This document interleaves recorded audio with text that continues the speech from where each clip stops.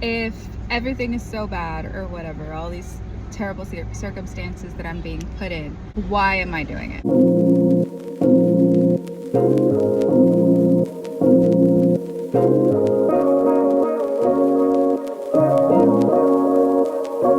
I'm doing it because whenever I got into spirituality first.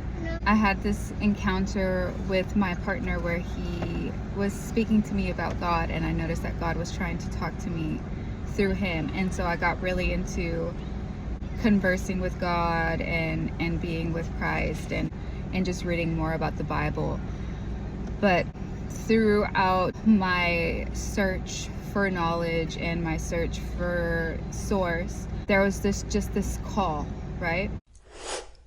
The verse of the day today was to fix your eyes on what is unseen and not on what is seen. And that is such a big, massive title to everything that's been going on within me, within my family, within my partner, within the actions that we've taken in obedience, in accordance to what God has asked of us. I feel like I've been holding back from actually speaking to y'all because a lot of things have been going on mentally, spiritually, emotionally, and it's something that only I can vouch for, something that only I can speak about and credit and value and validate, you know. So from the outside, if I were to be I'm following Christ, right? And I'm looking for outwards validation on whether I'm doing the right thing or not. On the outside, it looks like I'm not.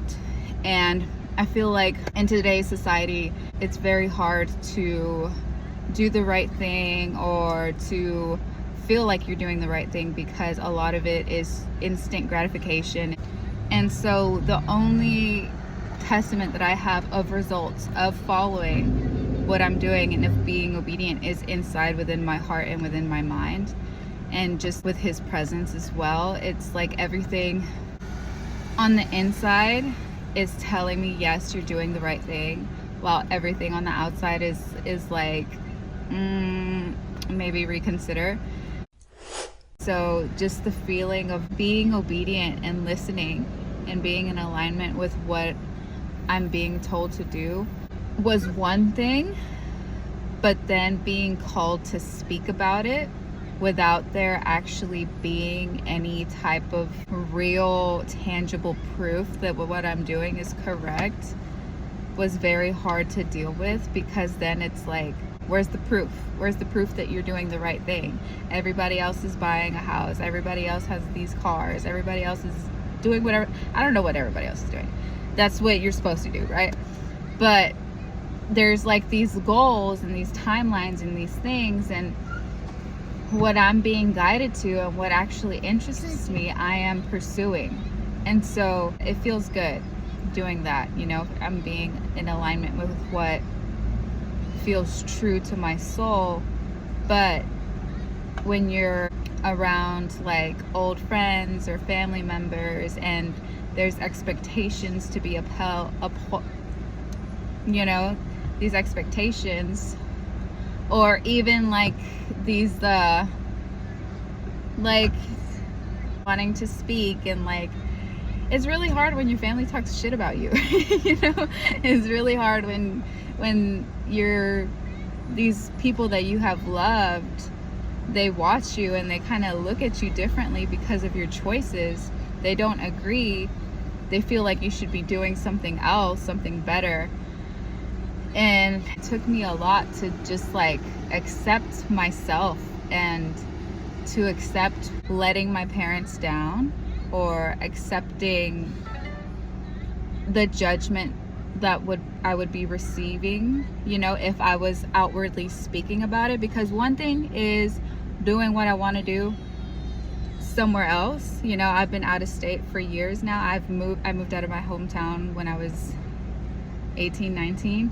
But this is like a whole new deal where I am speaking about my fuck ups, you know, or my, I don't want to call them fuck ups, but I'm speaking about my journey. I'm speaking about what's going on, and I'm saying like, oh, it's because of Christ is telling me to do this. And then just having like this whole like delusional type deal, and just being so bold and being so loud about what I'm doing. I didn't want to steer anybody in the wrong direction, and I wanted to live my truth, in my truth, like where I'm at. I didn't want to involve other people. That's where a lot of the disobedience was coming from, and the delayed repression was with God, where he not only wanted me to do the things that I'm doing, but he wanted me to speak about it.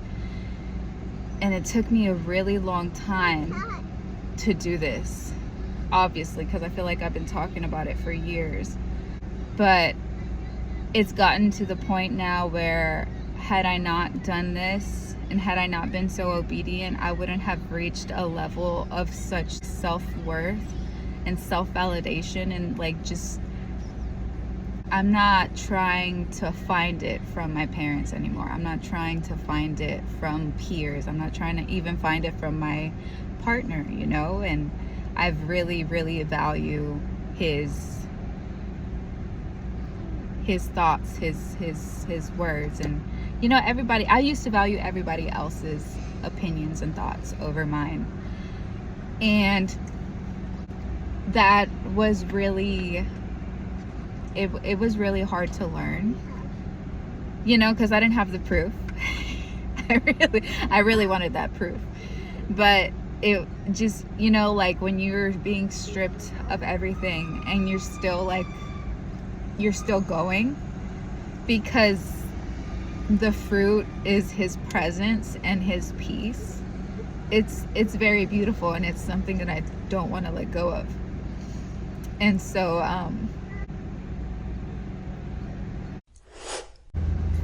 I feel like this chapter, or these whole 6-7 years that I've been in this situation spiritually and with Christ, is like I've been isolated in the desert I was in Arizona for like 5 years, and I didn't have any friends. I didn't go out. I didn't do any of that. I was just in my little four corners dealing with the shit that was going on within me. And so everything was about preparation, because whenever you're being called, you need to prepare. And I understand that now, because I'm at a point now in preparation where it's like, okay, all of this wasn't just torture. I'm not just wasting my life, I literally felt like I was wasting my life. But no, everything, it's like the time is gonna pass, right? If you're being called for a reason. You're being called to prepare. You're being called to make sure you're about it. It's not gonna just give you the things and call you, and he's not gonna set you up for failure, basically, I'm saying. And so yeah, I look back at everything that I've experienced, everything that I've gotten comfortable with, and I've been through so much BS, and I've gotten so comfortable in those dark spaces and been able to transmute and just deal with all of these things. It's like I've been building up my resume, okay? From the outside looking in, it looks like I've just been getting pregnant. Low-key, okay, yeah. But like mentally, spiritually, emotionally, all the inside things, it's like this person is becoming unfuckwithable, because of all the things that I said yes to in the name of obedience, because of all of the circumstances that I've been given, and because of been having the guidance of Christ, of the Most High. He's been with me through it all, and I've been having his guidance. And it's like, I used to look back and I'm like, man, I really wish I had a mentor. I really wish I had somebody, like money to like go to school or to like do better for myself. And I look back and it's like the things that I wanted to learn, I ended up learning, and the things that I wasn't supposed to learn, I was being saved from. Thank God. And so every like time where my life was being flipped and turned upside down, and all of these things, like all of these, not tragedies, but freaking inconveniences and humiliating like things. It's like I was put in these circumstances for a reason, and because he was involved with me, I was involved with God this whole time. He's been able to guide me through it. And honestly, I'm at a point now where before I was very insecure. I felt like I had to hide, I had to dim my light, I had to make myself small, you know, and I didn't have confidence. But now it's like I've been through so much. I've lived through ridiculous things that it's like I've built up this I need to work on my vocabulary words, but I've built up this confidence checklist of all the things that I've been able to manage, that now, knowing that my calling is so big, that it makes sense why I had to do those things. It makes sense why I had to deal with them in the way that I did. Because that's one thing. One thing is being put through shit. Another thing is not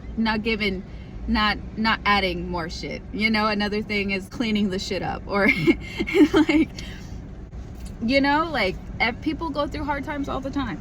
That's true. There's nothing special really about the things that I went through. I feel like it wasn't oh, boo-hoo, why me? I know it happens to a lot of people, and I feel like because I have experienced a lot of things that other people experience, I feel this empathy towards them. I feel this understanding of where they're at. And also I've been able to like rise and not be succumbed to that in a way to where I can actually be of help and be of use to the community. I feel like this is where this is all coming back to. It's like I was put in these situations to grow from them, to learn from them, to understand them in a deep personal level, and to then have the compassion or even the interest or even like whatever the heck to actually do something about it. And so it kind of is like me being put in these situations and learning protection, also learning how to protect myself, learning how to have authority within myself when put in these dark situations. I'm getting off topic, but one of the things that I've dealt with along with like physical issues was a lot of spiritual issues. It can be very scary and very ugly to see, you know. It was like every time I went to sleep, I thought I was preparing myself for a spiritual battle, like to be attacked by ugly, terrifying things. And it's gotten to a point where I was able to zap them, you know, to extinguish them with light. And I'm very proud of that. But just coming into contact with such darkness and such ugly, horrifying things, and then in the physical, uncomfortable, humiliating things, and to just come into contact with these things, not only a mistake, you know, not only like, oh, I fucked up too. It was like willingly, like, okay, this is what you're getting into, prepare. It's kind of like I have this new perception of myself. I'm not just this stupid little girl, you know. I'm not just this incapable person who's doing whatever the fuck, you know. I feel the fruit of obeying God is all within myself, and I see now that there is no way that I could have possibly convey everything that I've gone through and speak it to y'all, and to just bring awareness of why God tells you to do certain things. It's all for the goodness of Him, and also to be of service to others. And I see that me hiding in these little 5-second reels, it was not finna do shit. You know, I really wanted y'all to see my personality and just to get to know me, because I'm gonna stop talking about myself. But just for people out there who are going through this situation where you're following God and it looks fuzzy and it looks cloudy and it doesn't make sense, I'm still there. And it's about to be a fucking decade. It's been 7 years, but I've stuck with it. I've stuck with it this whole time because the fruit within is undeniable and it's irreplaceable. The wealth that I've experienced is all wealth that cannot be bought, you know? So I get told that all the time, actually. I'm gonna let y'all know that the fruit is there. And it's really freaking cool, because it was a long time for me to even speak to y'all because I felt like I didn't have any fruit to get to show. And or you know, why am I going to speak about nothing, you know, about living a hard life? Nobody gives a shit. But one thing is living a hard life out of arrogance or ignorance or, you know, just pride, and another thing is living a hard life like in obedience and doing what you're supposed to and being a soldier. But also, all the shit that you think that money can buy, right? That's cool. But then what are the things that money can't buy? And that's character, that's confidence, that's strength, that's resilience, that's grace, you know? It's all of these characteristics that I really admire seem to be the things that I have acquired first. And now I'm at a point where, like, okay, I'm ready to get this shmoney.